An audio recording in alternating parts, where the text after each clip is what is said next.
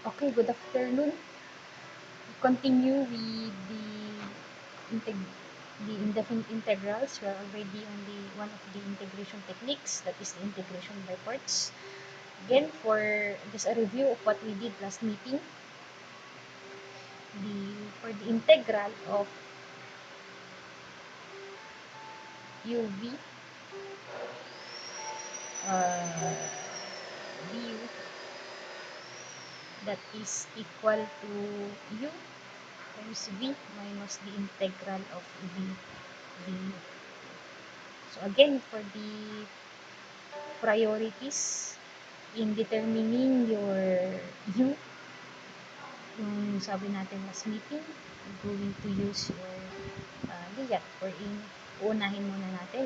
We will take a look if there is a logarithmic function on the given equation, or inverse trigonometric functions, or algebraic function, or trigonometric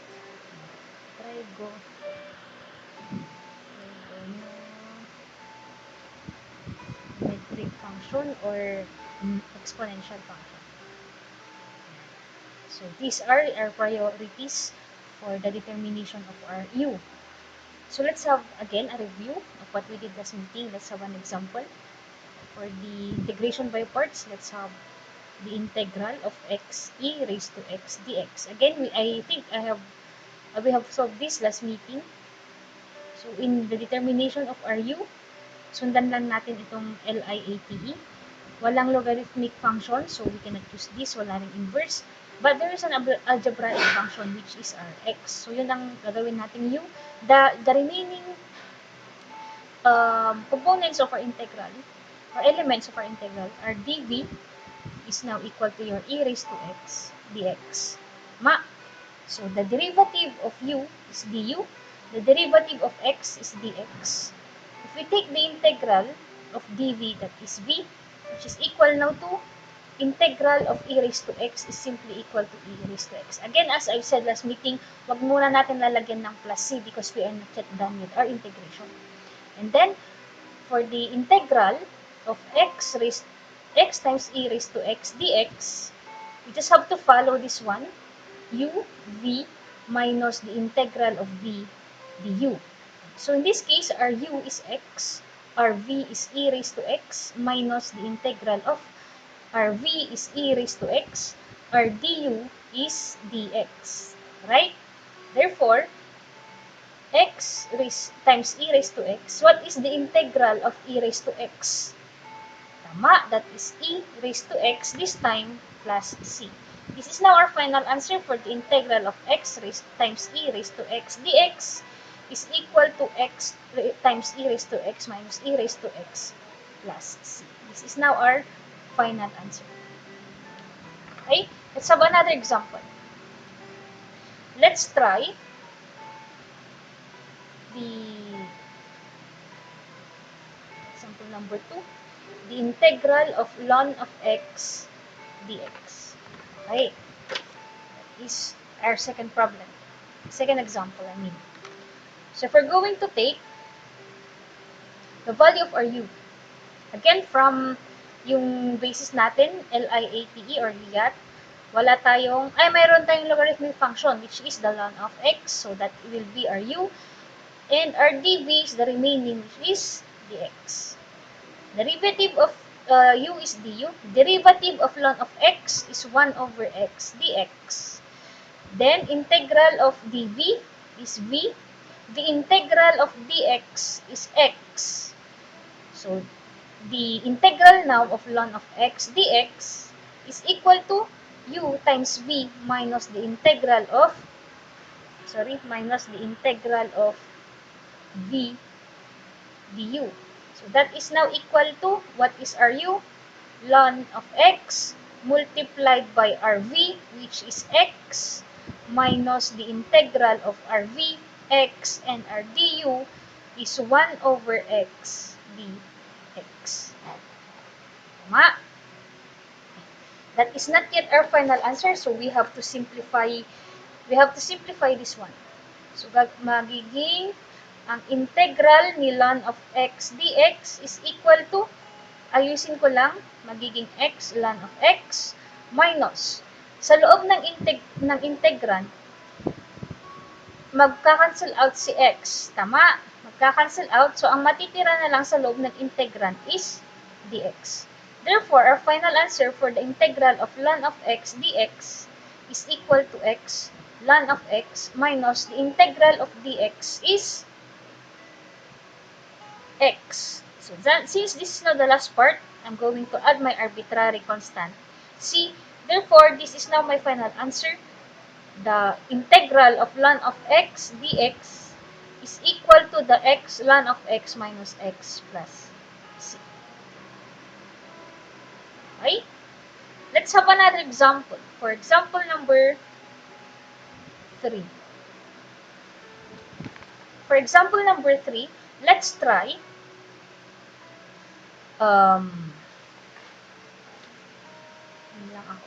okay, let's try this one.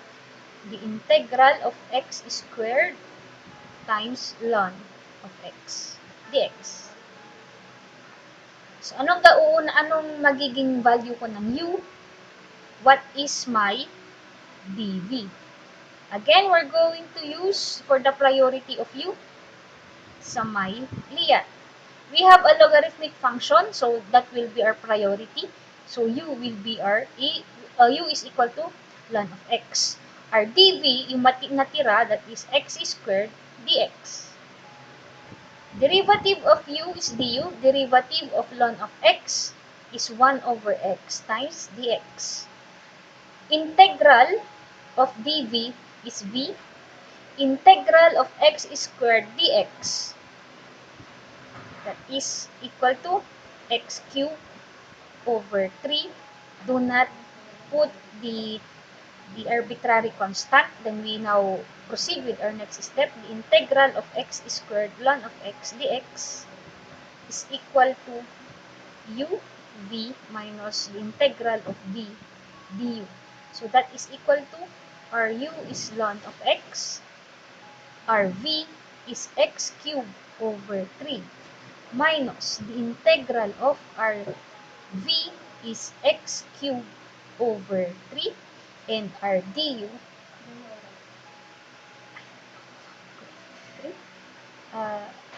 our du is 1 over x dx.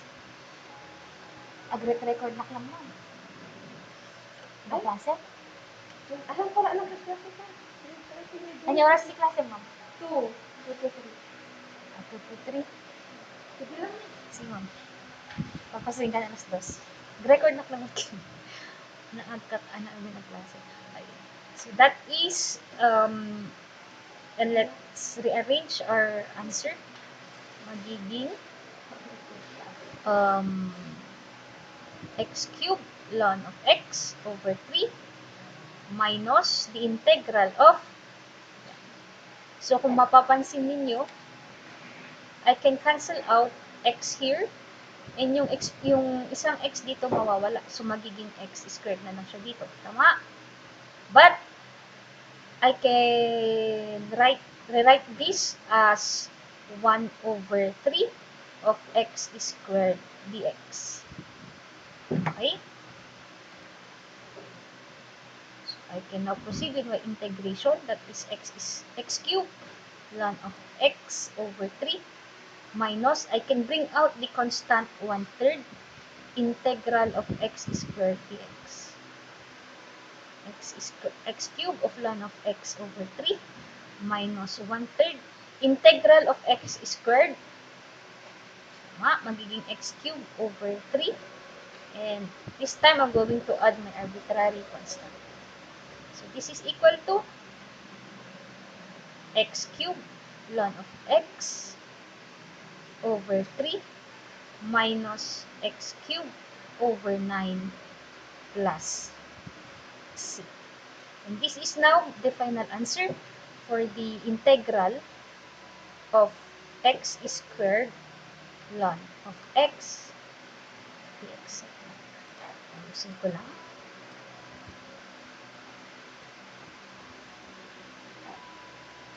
So, the integral of x squared ln of x dx is equal to this one.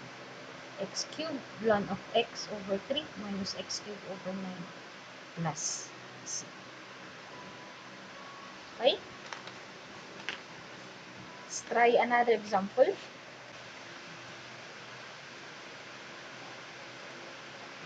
For, for problem number 4. Again, the priorities for the determination of RU. Let RU be equal to, okay, sundan lang natin yung ginawa natin as meeting. Walang logarithmic function, walang inverse, but there is an algebraic function which is x. So that is RU. Then our dv is cosine for x dx. The derivative of u is du, the derivative of x is dx. So, let's take the integral of dv and the integral of cosine for x dx. I'm going to use my u substitution to take the integral of this one. So, the integral of dv is obviously v. So, under my u substitution, I'm going to take u as for x, and my du here is for dx. Therefore, my dx here is equal to du over 4, or that is, I can also write that as 1/4 of du. So, going back to this, the integral now of dv is equal to the integral of cosine u. My dx is 1/4 of du. Since 1/4 is a constant, I can bring that out. So, integral of dv is b, that is equal to 1/4 of the integral of cosine u du. So, my v now is equal to 1/4. The integral of cosine is sine u. Tama? Bring back the value of your u. Therefore, my v is equal to 1/4 of sine for x. Now, meron na akong values ng u, du, and my v. So, I can now use my integration by parts, wherein the integral of x cosine for x dx is equal to the is equal to uv minus the integral of v du, wherein my u this time is equal to x, and my v is 1/4 sine for x. So, x times 1/4 of sine for x. My minus the integral, my v is 1/4 sine for x, and my du is, ang aking du is ito ang aking du, that is dx.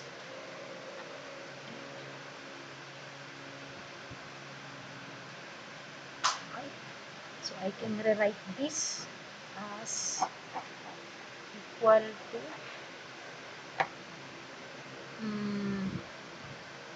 1/4 of x sine of 4x minus, I can bring out 1/4 since that is a constant, integral of sine 4x dx. Okay. I cannot, hindi ko pwedeng integrate kaagad si sine 4x. So, again, I'm going to use my u substitution.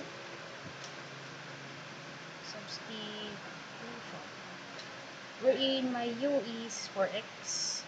So, my du is equal to 1/4 of dx. That is 4 dx. So, my dx is equal to 1/4 of du. Okay? So, sabi nga natin last meeting, wag niyo munang pansinin itong nandito, itong 1/4 x sine 4x, para hindi kayo malikot. Huwag niyo muna siyang pansinin. Okay? So I'm going to write that as negative 1/4 integral of sine. This time for ang aking u ay for x ay ang aking u. My dx is 1/4 of du.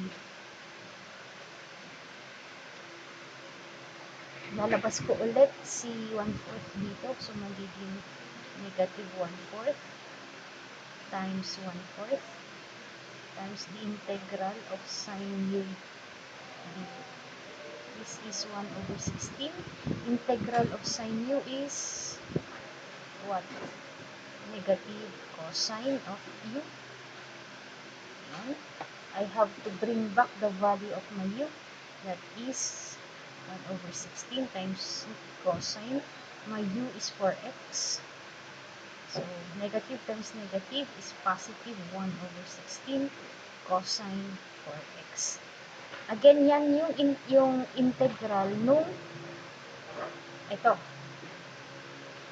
So, I have to bring back yung 1/4 x sine 4x. So, I have to bring that back 1/4 x sine 4x.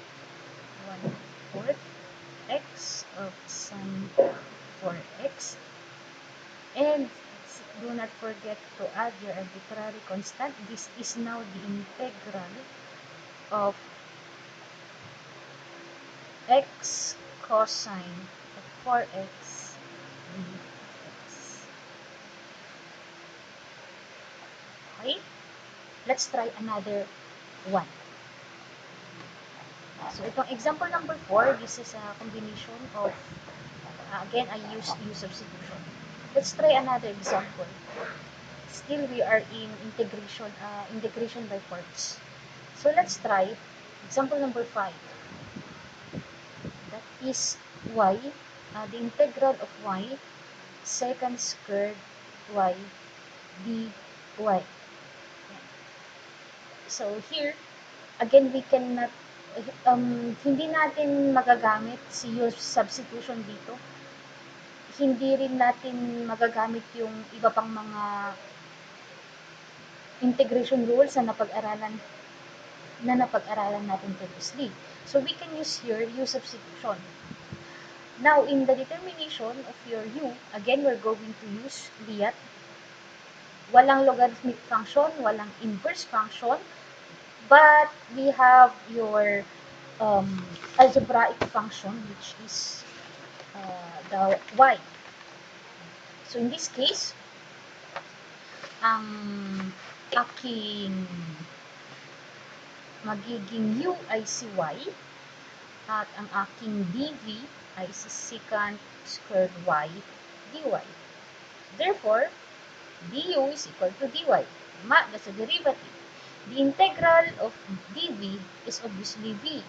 The integral of secant squared y from your trigonometric function, the integral of secant squared y dy is simply equal to tangent of y, right? So, again, to evaluate the integral of y secant squared y dy, we're going to use integration by parts wherein, anong sabi ulit doon? That is equal to u times v minus the integral of v du. Wherein, isasubstitute lang natin yung values ng ating y and ang ating u, v at saka u. So, in this case, our u is y, our v is tangent of y, minus the integral, my v is tangent of y, and my du is dy. Alright? So, I'm just going to simply copy this one. Y, tangent of y, minus the integral of tangent y dy. Now, wala doon sa may integration ng trigonometric functions, wala doon sa pagpipilian yung integral of tangent of y or tangent of x. But we can use trigonometric functions. Now, under the trigonometric functions, if you try to recall, under the trigonometric identities,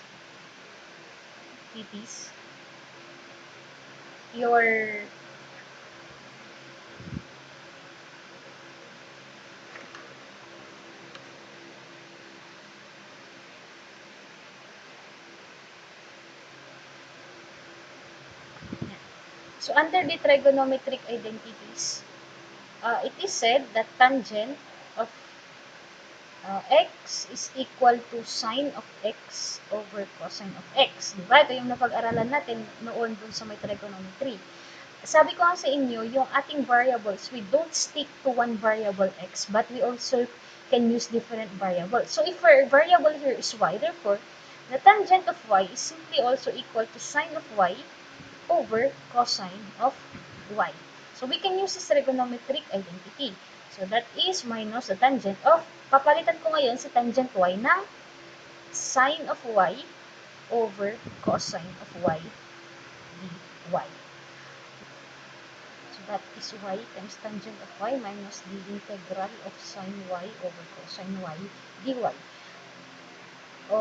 Dun sa may integration ng trigonometric functions, wala tayong makikita ulit doon na integration ng sine over cosine.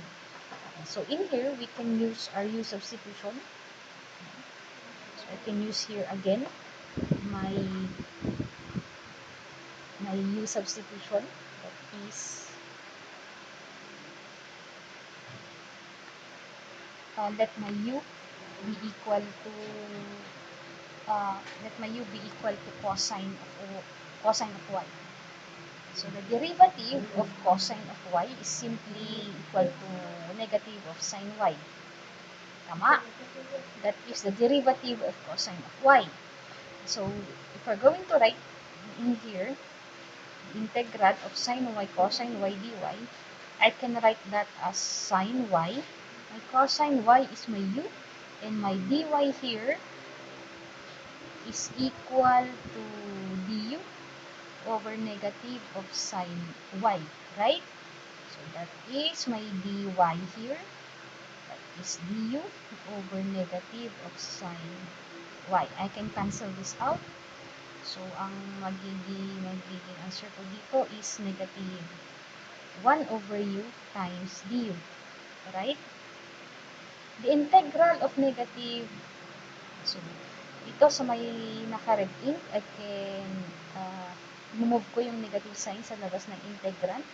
Magiging 1 over u du. We have learned that the integral of 1 over u du or integral of du over u is simply equal to the ln of u. Right? So, we bring back the value of our u. That is now equal to, our u here is cosine of y. Huwag nyo munang ilalagay yung arbitrary constant. Again, itong negative ln of cosine y, that is the integral of this one. Okay? It is the integral of sine y over cosine y dy. So, dito ko ngayon isusulat ito. The integral now of y secant squared y dy is equal to y tangent of y minus yung integral ng sine y over cos sine y is equal to negative ln of cosine y minus negative ln of cosine y, and we have to add plus c. So this is now equal to y tangent of y, negative times negative is positive, is ln of cosine y plus c. Okay?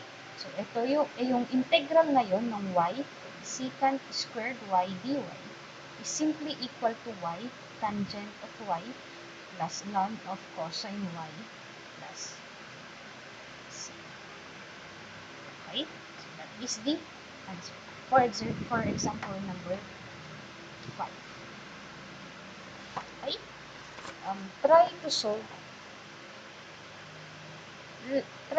example number 6. Number 6, try to solve this. Example number 6. Also for example number 7, try to solve x cubed times e raised to x squared dx. Let me rewrite that one. the for number 7, try to evaluate the integral of x cubed times e raised to x squared dx.